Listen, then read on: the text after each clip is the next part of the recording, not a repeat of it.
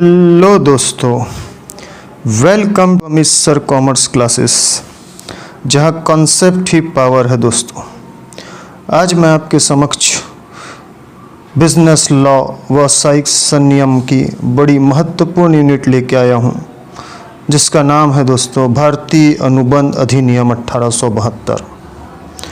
ये competitive exam UGC net एवं BCom के लिए बड़ी महत्वपूर्ण यूनिट है। दोस्तों, ये स्टार्ट करते हैं। भारतीय अनुबंध अधिनियम 1872 भारत में संविदा से संबंधित कानूनों का आधार माना जाता है। याद रखिएगा, 1872 किसका आधार माना जाता है? कानूनों का। बिजनेस से रिलेटेड होता है, संविदा से रिलेटेड होता है, जहाँ पे दो पक्ष, एक प्रस्ताव रखने वाला, दूसरा स्वीकृति देने वाला। ये लागू हुआ था 1 सितंबर 1872। इसका उद्देश्य है व्यापार लेन देन और व्यक्तिगत समझौतों को कानूनी रूप देना। ये याद रखिएगा। फिर आता है ऐतिहासिक पृष्ठभूमि, जहाँ पे ब्रिटिश शासन के दौरान बनाया गया था। इसको याद रखिए, 1872 ब्रिटिश शासन था। प्रेरणा अंग्रेजी संविदा कानून अधिनियम, इंग्लिश कॉन्ट्रैक्ट लॉ। 25 अप्रैल 1872 को गवर्नर जनरल की सहमति मिली। प्रासंगिक आज भी प्रासंगिक, लेकिन कुछ ना कुछ संशोधन इसमें हुए हैं बच्चों, ये भी याद रखना। आधारभूत इसकी परिभाषाएं बहुत ही महत्वपूर्ण होती है कि प्रस्ताव किसे कहते हैं? जब एक व्यक्ति किसी दूसरे व्यक्ति के समक्ष किसी कार्य को करने या न करने के उद्देश्य से अपनी इच्छा प्रकट करता है। जैसे राम ने श्याम से कहा कि भाई आप मेरा घोड़ा 1000 में ले लीजिए, 10,000 में ले लीजिए और ले लीजिए, तो हम ये कह सकते हैं कि राम ने श्याम के समक्ष घोड़ा बेचने का प्रस्ताव रखा। धारा 2A लगती है बच्चों। फिर आता है वचन किसे कहते हैं? जिसको प्रॉमिस कहा जाता है। जब जिसके समक्ष प्रस्ताव रखा जाता है, अगर वो सामने वाले के प्रस्ताव को मान ले, जैसे कि राम श्याम के समक्ष प्रस्ताव रखा घोड़ा बेचने का, श्याम अगर उस घोड़े को खरीदने के लिए तैयार हो जाता है, तो हम ये कहेंगे कि श्याम ने राम को वचन दे दिया। अर्थात श्याम अगर प्रस्ताव को स्वीकार कर लेता है, तो वो क्या बन जाएगा दोस्तों? वचन बन जाएगा। धारा 2B लगती है। उसके बाद आते हैं वचन ग्रहीता और वचनदाता क्या होता है। प्रस्ताव रखने वाले व्यक्ति को प्रस्तावक या वचनदाता कहते हैं और प्रस्ताव स्वीकार करने वाले व्यक्ति को वचन ग्रहीता कहते हैं, वचन ग्रहण करने वाला। धारा 2C लगती है बच्चों। फिर आता है प्रतिफल क्या होता है? जब एक पक्ष के कहने पर दूसरा पक्ष कुछ करता है या कुछ करने से रोकता है या कुछ करने का वादा करता है या कुछ ना करने का वादा करता है, तो वह प्रतिफल कहलाता है। उसके बदले में कुछ ना कुछ जो मिलता है वो प्रतिफल कहलाता है। जैसे रमेश श्याम से कहता है, मैं तुम्हें 500 रुपये दूंगा अगर तुम मेरी किताब ला कर दोगे। यह रमेश का 500 रुपये देना, श्याम का किताब लाना, दोनों एक दूसरे के लिए प्रतिफल है बच्चों। याद रखिएगा। रोज़मर्रा का उदाहरण लेते हैं कि जब आप दुकान से ब्रेड खरीदते हैं, आप दुकानदार को पैसा देते हैं, आपको ब्रेड मिलती है। ये दोनों के लिए क्या कहलाएगा दोस्तों? दोनों के लिए प्रतिफल कहलाएगा दोस्तों, क्योंकि आपको ब्रेड मिली, आपका प्रतिफल, दुकानदार को पैसा मिला, दुकानदार का प्रतिफल। उसके बाद आते हैं ना करने का उदाहरण।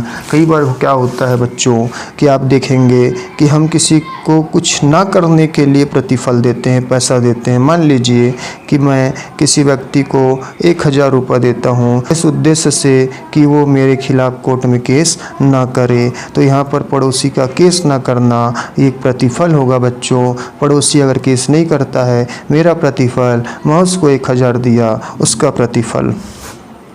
यहाँ तक अगर आपको क्लियर हुआ है तो कमेंट बॉक्स में लिखिए, कॉन्सेप्ट इज़ पावर। फिर आते हैं ठहराव क्या होता है? ठहराव आप याद रखिए, आप ठहराव दिन में बहुत बार करते हो, अपने घर वालों के साथ, अपने दोस्तों के साथ, अपने मम्मी पापा के साथ, अर्थात आप किसी कार्य को उनसे करने के लिए कहते हो, वो मान जाते हैं, ठहराव हो जाता है। जहाँ पे दो पक्ष आपस में किसी काम को करने के लिए राजी हो जाते हैं तो उसे ठहराव कहते हैं। अर्थात एक प्रस्तावक होता है, दूसरा स्वीकृति देने वाला होता है। मैं अगर किसी को बोलता हूँ, मेरे दोस्त को बोलता हूँ कि चलिए घूम के आते हैं, वो जाने के लिए तैयार हो जाता है, तो इसको हम क्या बोल सकते हैं? इसको हम ठहराव बोल सकते हैं दोस्तों, क्योंकि ये राजनियम द्वारा परिवर्तित नहीं होता। ठहराव बहुत बार हो सकता है, लेकिन अनुबंध बहुत बार नहीं होता। ठहराव को अनुबंध बनने में बहुत सारी विशेषताओं का होना जरूरी है दोस्तों। एक पक्ष प्रस्ताव देता है और दूसरा पक्ष स्वीकार कर लेता है, तो ये बोलिए कि ठहराव हो गया। रमेश बोलता है मैं 500 में अपनी साइकिल बेचूंगा, श्याम कहता है हाँ मैं 500 में साइकिल ले लूँगा, तो हम ये बोल सकते हैं कि ये दोनों के बीच क्या हो गया? ठहराव हो गया। खास बातें क्या होती है दोस्तों? हर ठहराव अनुबंध नहीं होता, क्योंकि अनुबंध बनने के लिए ठहराव का क्या होना चाहिए? कानून द्वारा लागू करने योग्य होना चाहिए। भाई अब देखिए कि अगर मैं किसी को बोल रहा हूँ चलो घूम के आएंगे और वो पहले हाँ बोलता है बाद में मना कर देता है, तो क्या मैं उसके खिलाफ केस कर सकता हूँ? क्या कोर्ट इस पर फैसला सुनाएगा? नहीं। तो ये अनुबंध कैसे हो गया? ये क्या बनेगा? ठहराव बनेगा। पारस्परिक वचन क्या होता है बच्चों? देखिए इसमें लगती है धारा 2F। जब दो पक्ष एक दूसरे से कुछ करने या न करने का वादा करते हैं तो उसे पारस्परिक वचन कहते हैं। यह ठहराव का आधार होता है और प्रतिफल का हिस्सा बनता है। कंसिडरेशन देखिए, सरल शब्दों में तुम मुझे कुछ देने का वादा करो, मैं तुम्हें कुछ देने का वादा करूं, ये पारस्परिक वचन है।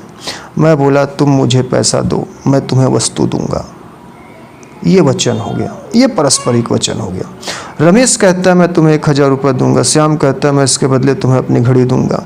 यह रमेश का 1000 रुपये देना और श्याम का घड़ी देना दोनों पारस्परिक वचन है बच्चों। खास बात, पारस्परिक वचन एक दूसरे से जुड़े होते हैं। एक वचन दूसरे का प्रतिफल बनता है। भविष्य में होने वाले वादे हो सकते हैं तुरंत। जैसे मान लीजिए मैं एक दुकान में गया, मैं बोला भाई मेरे को 1 किलो चीनी चाहिए। अगर उसके पास 1 किलो चीनी है वो तुरंत दे देगा, मैं उसको पैसा दे दूंगा। पारस्परिक प्रतिफल हो गया, तुरंत पूरा होने वाला प्रतिफल हो गया। दूसरी कंडीशन, मान लीजिए मैं उसके पास गया, मैं बोला मेरे को 1 बोरी चीनी चाहिए, मेरे को 1 बोरी क्या चाहिए? चीनी चाहिए। अब उसके पास 1 बोरी चीनी नहीं है बच्चों, तो वो क्या करेगा? वो बोलेगा कि भाई मैं आपको कल ला के दे देता हूँ।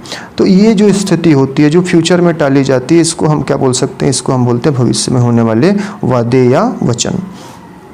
अब आता है व्यर्थ ठहराव क्या होता है? नाम से स्पष्ट है, व्यर्थ मतलब एक ऐसा ठहराव जो शुरू से ही क्या होता है? कानून की दृष्टि में अवैध होता है। अर्थात एक ऐसा ठहराव जो शुरू से ही बेकार होता है। जैसे मान लीजिए मैं किसी को 10,000 रुपये दिया, बोला मेरे लिए चांद से पत्थर लेके आओ, तो क्या पॉसिबल है बच्चों? मान लीजिए मैं किसी को बोलता हूँ चलो अमेरिका चलते हैं, नाश्ता करके आएंगे, तो क्या ये पॉसिबल है? मतलब ऐसी बातें जो बिल्कुल बिना औचित्य की हो, ऐसा काम जिसको ऐसा लगे कि भाई ये फालतू बात कर रहा है। अगर ऐसी स्थिति कहीं पर आती है तो वो ठहराव क्या कहलाता है? व्यर्थ ठहराव कहलाता है। कारण क्या होता है? देखिए, व्यर्थ ठहराव अवैध उद्देश्य से होता है, धारा 23 लगती है। असंभव कार्य होता है, प्रतिफल की कमी होती है। अनुबंध क्या होता है बच्चों? धारा 2H लगती है। ऐसा ठहराव जो कानून द्वारा लागू करने योग्य हो, यानी ये एक वैध समझौता जिसमें कोर्ट में लागू कराया जा सकता है। एक ठहराव जो राजनियम द्वारा परिवर्तनीय हो, अनुबंध कहलाता है, जिसमें प्रस्ताव, स्वीकृति, प्रतिफल, वैध उद्देश्य और लक्ष्यों की योग्यता धारा 10 और 11 होती है। मान लीजिए कि रमेश श्याम से कहता है मैं तुम्हें 500 रुपये में अपनी साइकिल बेचूंगा, और श्याम सहमत होता है और पैसा दे देता है। ये एक अनुबंध है क्योंकि कानून द्वारा मान्य है। अगर इसमें से कोई एक पक्ष बाद में मुकर जाता है तो दूसरा पक्ष उसके खिलाफ कोर्ट में केस कर सकता है और अपने को जो हानि हुई है उसकी क्षति की पूर्ति करवा सकता है। हर अनुबंध एक ठहराव होता है, लेकिन हर ठहराव अनुबंध नहीं होता, क्योंकि ठहराव के बाद ही अनुबंध बनता है। तो जितने भी अनुबंध होते हैं वो सब ठहराव होते हैं बच्चों, लेकिन जो ठहराव होता है वो अनुबंध नहीं होता। कुछ महत्वपूर्ण उसमें विशेषताएं जब होगी तब वो अनुबंध का रूप लेता है। व्यर्थनीय अनुबंध क्या होता है बच्चों? व्यर्थनीय अनुबंध का मतलब है कि एक ऐसा अनुबंध जो शुरू में तो वैध होता है, लेकिन आगे चल के वो क्या हो जाता है, रद्द हो जाता है। मान लीजिए आप किसी को ज़बरदस्ती, किसी को डरा के धमका के कोई कार्य करने के लिए राजी कर लिए, वो उस समय तो मान जाएगा, लेकिन बाद में जब उसका ब्रेन वॉश होगा, जब बाद में उसमें सद्बुद्धि आएगी, किसी का सपोर्ट मिलेगा, तो वो आपके काम को करने से मना कर सकता है। तो ऐसी कंडीशन क्या कहलाती है? व्यर्थनीय कहलाती है। ऐसा अनुबंध क्या कहलाता है? व्यर्थनीय अनुबंध कहलाता है। जैसे आप देखिए, श्याम रमेश को धमकी देकर कहता है अपनी ज़मीन मुझे 10,000 में बेचो वरना परेशान करूंगा। रमेश सहमत हो गया। ये व्यर्थनीय अनुबंध है, क्योंकि रमेश इसे धमकी धारा 15 की वजह से रद्द कर सकता है। भाई कुछ धाराएं होती है बच्चों, ध्यान दीजिएगा। संबंधित धाराएं, ज़बरदस्ती में लगती है धारा 15, अनुचित प्रभाव में धारा 16, धोखा और गलती में लगती है धारा 19। व्यर्थ अनुबंध क्या होता है? ऐसा अनुबंध जो शुरू में वैध था, लेकिन बाद में किसी कारण से लागू करने योग्य नहीं रहा। ये शुरू में ठीक होता है, लेकिन बाद में व्यर्थ हो जाता है। जैसे मान लीजिए कि भाई मैं किसी को बोला भाई मेरे को तुम स्कूटी लेके आके दो, या रमेश और श्याम एक अनुबंध करते हैं कि रमेश श्याम को 50 किलो गेहूँ बेचेगा, लेकिन अनुबंध के बाद सरकार गेहूँ बेचने पर रोक लगा देती है। तो ये व्यर्थ अनुबंध हो जाएगा, क्योंकि इसे लागू नहीं किया जा सकता। यहाँ पे धारा लगती है बच्चों, धारा 56 असंभवता की धारा लगती है, जहाँ पे संभव कार्य असंभव हो जाता है। कारण असंभवता धारा 56, कानून में बदलाव या कोई अप्रत्याशित घटना के कारण ये चीज़ें लागू होती है बच्चों। यहाँ तक महत्वपूर्ण परिभाषाएं थी, कुछ धाराएं थी। उम्मीद करता हूँ आपको ये धाराएं थोड़ी बहुत समझ आई होगी। अगर थोड़ी भी समझ आई है बच्चों, तो मेरे चैनल को लाइक करिए, सब्सक्राइब करिए, दबा के शेयर करिए, कमेंट बॉक्स में लिखिए कंसेप्ट इज़ पावर। खुश रहिए, पढ़ते रहिए, ध्यान रखिए अपना। तब तक के लिए बाय बाय दोस्तों। अमित सर चैनल को फैलाइए दोस्तों, लाइक करिए दोस्तों।